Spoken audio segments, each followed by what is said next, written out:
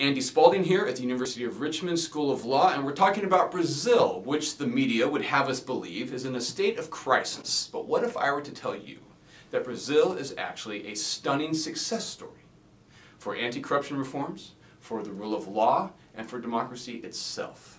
This is a story that's not being told in the media today, and it's a story that we want to capture in our report on the corruption reforms that Brazil has adopted in relation to hosting the Olympic Games. Now, there is some reason to think that Brazil is in a state of crisis. After all, the president is under impeachment proceedings.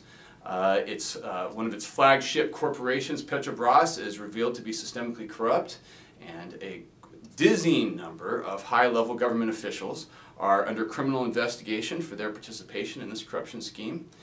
But the question I want to ask is, why are we talking about this now?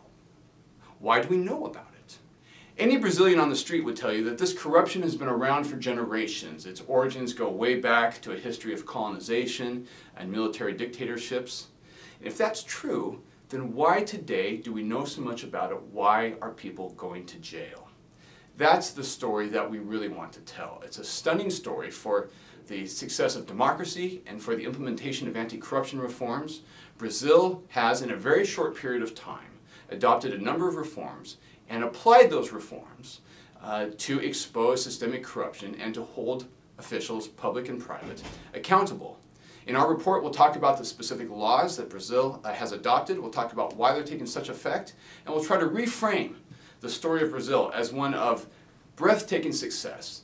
We'll try to present Brazil actually as a role model for the developing world of what can be done in a short period of time to address endemic corruption. Thanks for your interest. If you'd like to learn more, you can check out our book and related materials on our website, law.richmond.edu/Olympics.